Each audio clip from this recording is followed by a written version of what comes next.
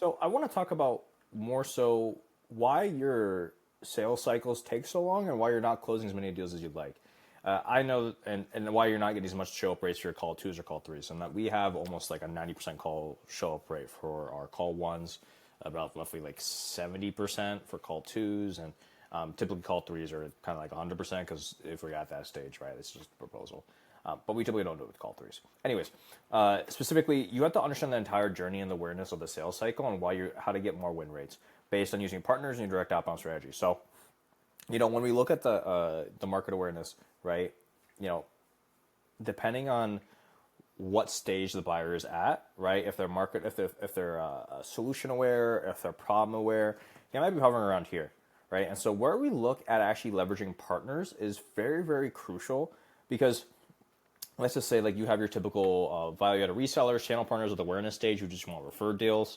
Then we look at the education stage, which is like more so consulting level partners, and then selection stage, also consulting level partners, system integrators, awareness, also tech partners, right? But the idea is here, like you have to understand how, especially when you go more enterprise, the types of deals you do are a lot more complex. So there's a lot more moving parts of not just one vendor to customer, right? Sometimes that's the case, but more often than not, you'll have to leverage some sort of external third body that's going to help you not only get intent signals of internally within the deal, but to help you actually control the narrative.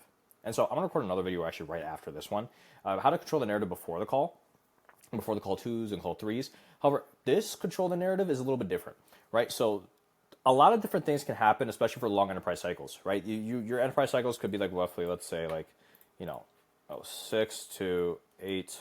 Why is it so thin? Let's just say. All right, I don't know why it's so thin. Anyways, 6 to 8 months, right? It could be 6 to 8 months, right? And so in between those calls, you have to find a way in which you can control the narrative of they're likely going to evaluate other solutions. And so when you're there evaluating other solutions, let's say like this is call 1, right?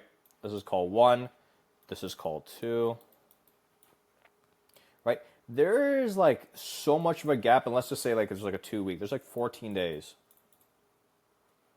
They could be evaluating another solution this day. They could be looking at another solution this way. They could have an internal meeting this way.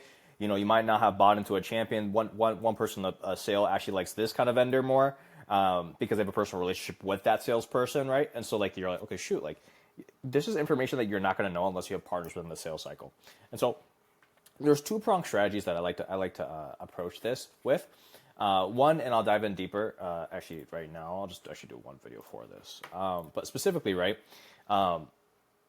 it's going to be before the call 1, right? Let's say booking. Oh my goodness. Sorry for that thing. But booking, right? They know nothing about you. They just booked you, let's say through cold email, let's say through paid ads, let's just say through a partner, right? They have a little bit more trust. But the idea is like before call 1, you not only want to pre-qualify, but you want to basically hammer any objections as possible. So Jeremy Haynes is a very good strategy regarding hammer them and a confirmation page. This is like an old confirmation page that we use. We're actually revamping it right now, specifically, where it's like, hey, you booked in. Here's some FAQs, some common objections. They can pre-handle it. Some campaign results, blah blah blah, right? And then obviously like case studies, whatnot, right? So this is an old confirmation page, but specifically, right? There's one thing, they get that page, right? And you're allowing them to be in search mode. Okay, when they're in search mode, they're in scanning mode. They're evaluating if they're not going to waste their time or what makes you different, blah blah blah. And the idea is like if you do this during call 1, you're gonna spend a lot of your time actually just handling objections you could have just got out of the way automatically. And so the idea is like, okay, you send a flow of emails, right? Let's go to instance. You could send a flow of emails, and this is, I think, specific to the account. Let it load. So you'll have emails, let's say like the two to 3 a day. I know some people do like 4 or 5, depending on how cold the actual audience is. It really have to test out with the market. Like I remember when I first implemented the pre-call emails, like we did like I think like 3 a day, and like literally we had someone like almost like complain. It was so funny because it was just like those educational emails, like there's like you're spamming me, blah blah blah. Like it's good value information, right? Like you're a buyer. Educate your buyers. Some people might be annoyed. Some people might not be annoyed. Some people might not even notice. But like at the end of the day, right? Like you have to let them be educated. And if you're known, the goal is to get them on call one, right? And obviously call one with a bit of education about what you do, what makes you different. And so like, there's a post call, call two sequence, so I'll dive into a little bit. Pre-call nurture sequence, right? Depending on, let's see, right? Depending on like how far out they booked, right? So typically we try to suggest you don't book out more than 72 hours in advance because the show up rate is just so much harder, especially for call one, right? Call twos, they might end up being a week or two later. We again prefer it to be shorter. It really depends on how you operate your call one. But idea is like, okay, I want them to have 3 emails a day, right? Going into value-based emails about like, okay, this is what, like, let's say like, there's like 4 phases, right? Like introduction of the company, what your solution makes you different, what client results, and then actual objection handling, right? Like risk reversal or any sort of objections that you're going to get right. And like, don't like beat around the bush, right? At the end of the day, if like you're a service business, if you're a demo business, if you're an AI business, if you're software business, whatever it may be, like you have to understand people are looking for outcomes and they have an idea in their mind as to what they're looking to have a solution for their problem. And so your job of call one is just to purely give them all the information, give all the information beforehand, right? About your business, how you operate, how you work. And more often than not, like you might think that like, okay, shoot, I might have to like, spend, I might scare the customer away.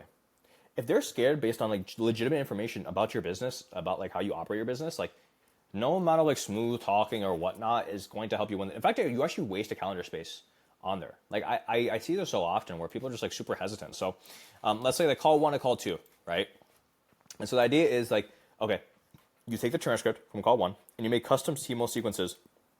I'd say once or twice a day, depending on like, how mature the sales cycle is. If it's 6 to 8 months, I would do like maybe once every week or 2 weeks or however you want to play it, right? The idea is like always giving value, always addressing what the conversation was about, always like probing questions, right? Or giving insight, giving testimonials, giving value proof. At the end of the day, because when they're valuing other vendors, what they're just trying to do is mitigate risk. The idea is like people like whenever someone buys a solution, their end goal is like when they're on a sales call, is like, Will this be a scam? Am I going to get scammed? Am I going to have my money taken away from me for the result that I don't want to get? And so your job as a business owner is to, as a salesperson, even like demand generation, right, is to enable systems in which a way that you can actually win the deal, not only just getting the top of funnel, right? Like we have a direct outbound service that helps you get the booking portion, right? Right. What really matters realistically is like, yes, you can get bookings. Now, the less advanced business owners that we talk with, right, they're always like, okay, let me just do it. Whenever someone ever suggests a revenue share, right, and they're below 5 million, it's because of a poor sales process. It's because they lack a sales process of educating the buyer through this cycle and actually like having proper sales systems and sales sequences. Typically, we only do rev shares like companies like 20, 30 million plus. That's because they have a legitimate sales team, right? But the idea is like, how can we operationalize your sales process from not only the pre-funnel, right, the pre-booking to the yes, have like a cold email, right? Reach out to someone. Oh yeah, I'm interested, right? They book, educational emails, give insight, and sometimes you'll call like on your call once they might not have actually consumed any of the information, right? And so what I've done, and you can experiment with this, like sometimes people will be like, okay, like, they have like a 5-7 minute explainer video of like their entire process A to Z, right? And who's a fit, who's not a fit. So it's like, hey, I got to grab a cup of coffee. Go ahead and watch this real quick. And we'll say, or watch it together with them, right? But the idea is